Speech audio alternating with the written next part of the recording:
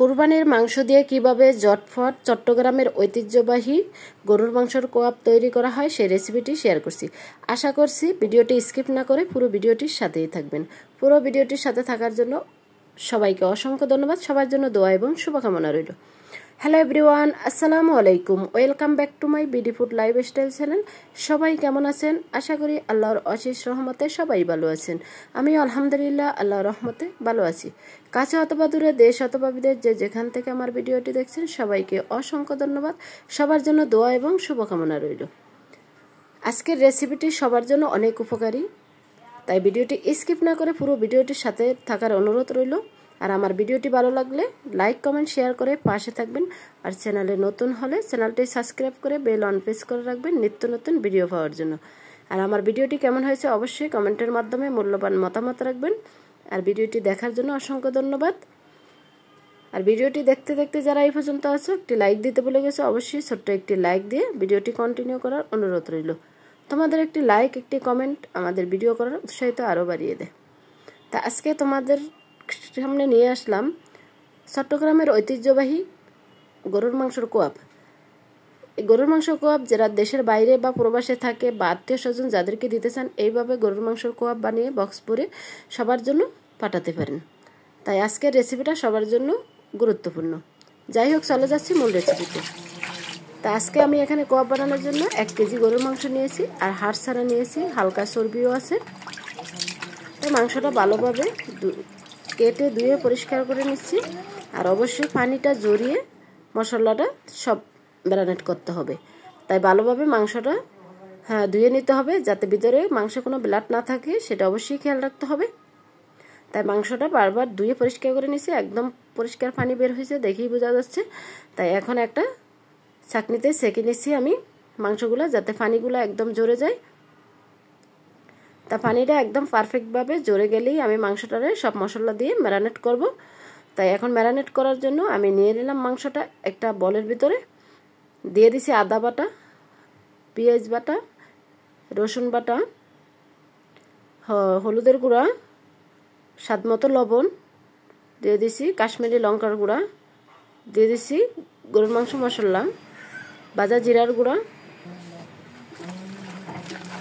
ধনিয়ার গুঁড়া আর শাহি গরম মশলা। সবগুলো উপকরণ একসাথে ভালোভাবে ম্যারিনেট করে নিতে হবে। অবশ্যই এটা খেয়াল রাখতে হবে, ভালোভাবে ম্যারিনেট করলে সবগুলো মশলা মাংসের ভিতরে ঢুকবে, তাহলেই কোয়াবটা তৈরি করলে খেতে খুবই মজা লাগবে। আর অবশ্যই বাসায় একবার হলেও ট্রাই করবেন নিজেরা খাওয়ার জন্য। আর যদি কোনো আত্মীয় স্বজন বা বাহিরের রাষ্ট্রে কোথাও পাঠাতে চান, তাহলে এইভাবে করে কাচের বক্সে করে দিতে পারেন।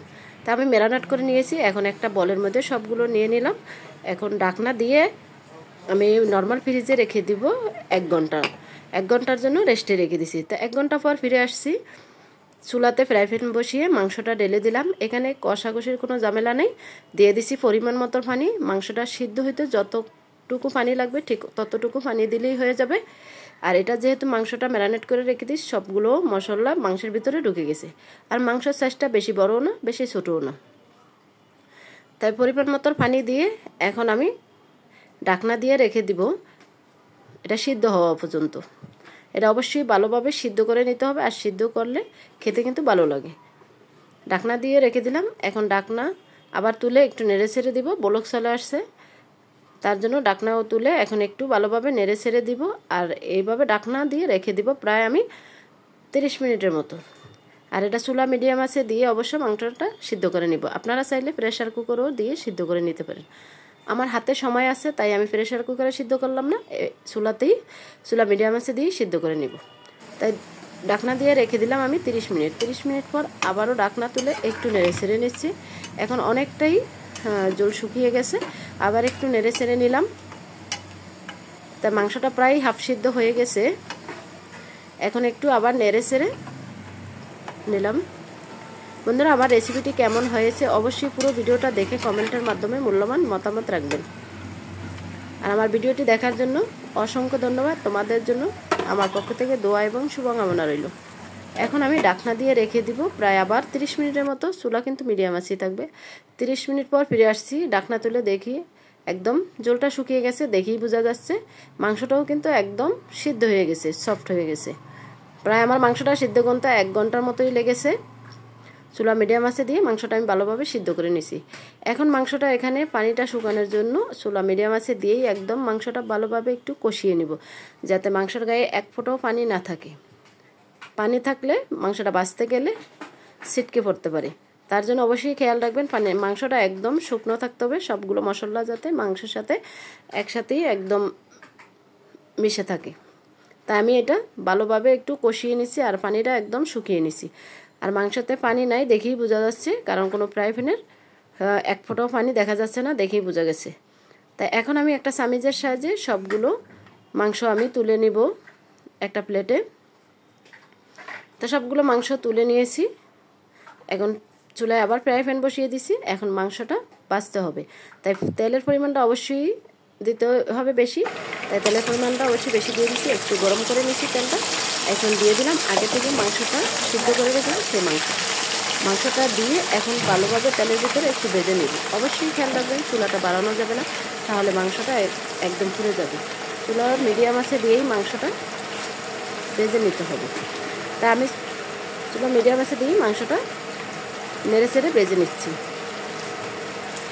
আর একটু বারবার নাড়াচাড়া করে নেবেন। আর মাংসটা যেহেতু আগে থেকেই সিদ্ধ করা, এটা ভাজতে বেশি সময় লাগবে না, প্রায় 10 মিনিটের মধ্যেই ভাজা হয়ে যাবে। মাংসের কালারটা চেঞ্জ হয়ে গেছে, দেখেই বোঝা যাচ্ছে এক পাশ হয়ে গেছে। তাই আমি আবার একটু নেড়ে চেড়ে দিলাম মাংসটা, যাতে ভালোভাবে দুই পাশই ভাজা হয়ে যায়। তার জন্য গরুর মাংস কোয়াবটা খেতে কিন্তু দুর্দান্ত হয়। বাসায় অবশ্যই যারা কোনোদিন ট্রাই করেন না, একবার হলেও ট্রাই করবেন, খেতে কিন্তু দুর্দান্ত হয়। আর এইভাবে মাংসের কোয়াব বানিয়ে বক্সে করে ফ্রিজে রেখে দিতে পারেন। অনেক সময় নুডলস রান্না করতে পারেন বা নিজেরাও খেতে পারেন, রুটি দিয়েও খেতে পারেন, খেতে খুবই ভালো লাগে। মাংসটা আবারও একটু নেড়ে ছেড়ে দিছি।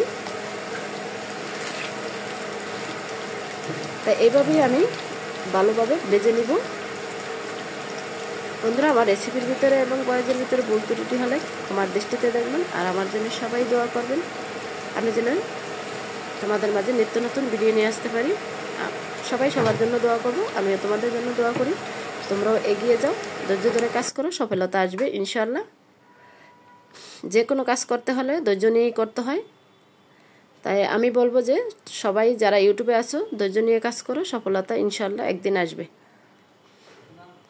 তোমার পরিশ্রম, তোমার কষ্ট কখনোই তোমাকে বৃথা যেতে দেবে না। পরিশ্রম করো, সফলতা আসবে, সেটাই আমার বিশ্বাস। আমি নিজেও পরিশ্রম করে আজকে এত দূর আগাতে পেরেছি তোমাদের ভালোবাসায়, আল্লাহ তাআলার রহমতে। এটাই আল্লাহর কাছে হাজার কোটি শুকরিয়া। দেখতে দেখতে এখন দেখো মাংসগুলা প্রায় ব্রাউন কালার হয়ে আসছে। মাংসটা আরেকটু ভেজে নিব। তা এখন মাংসটা একদম পারফেক্টভাবেই ভাজা হয়ে গেছে, দেখেই বোঝা যাচ্ছে কালারটা চেঞ্জ হয়ে গেছে। তা আমি কিন্তু চুলাটা মিডিয়াম আছে দিয়ে মাংসটা ভেজে নিছি। মাশাআল্লাহ একদম পারফেক্টভাবে আমার মাংসটা ভাজা হয়ে গেছে। এখন আমি একটা প্লেটে তুলে নিব। আর মাংসের কালারটা দেখেই বোঝা যাচ্ছে কতটা লোভনীয় হয়েছে। হ্যাঁ বন্ধুরা, খেতে কিন্তু দুর্দান্ত হয়েছে। তা আমি এক এক করে সবগুলো মাংস আমি একটা প্লেটে তুলে নিচ্ছি।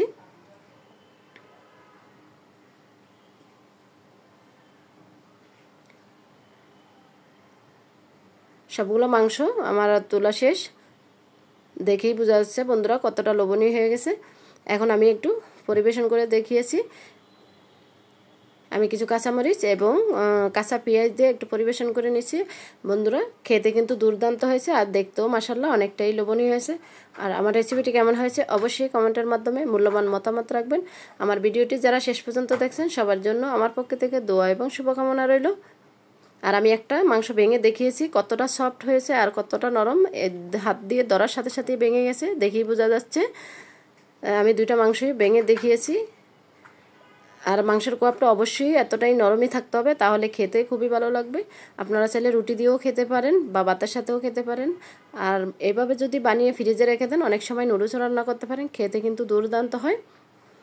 আজকে আমার মাংসের কোয়াবটা খেয়ে আমার ছেলে আবারও রিকোয়েস্ট করছে বানানোর জন্য, তাই আমি ছেলের জন্য আবারও বানাবো ইনশাআল্লাহ। বন্ধুরা, আজকের মতো এখানেই বিদায় নিব। তোমাদের সাথে আবারও দেখা হবে নেক্সট ভিডিওতে অন্য কোনো নতুন রেসিপিতে। আশা করি তোমরা ততক্ষণে ভালো থাকবে, সুস্থ থাকবে, নিজের খেয়াল রাখবে, পরিবারের খেয়াল রাখবে। আর সবাই সবার জন্য দোয়া করবে। ইনশাল্লাহ সবাই সবার পাশে সব সময়ই আছি। আসসালামু আলাইকুম, আল্লাহ হাফেজ।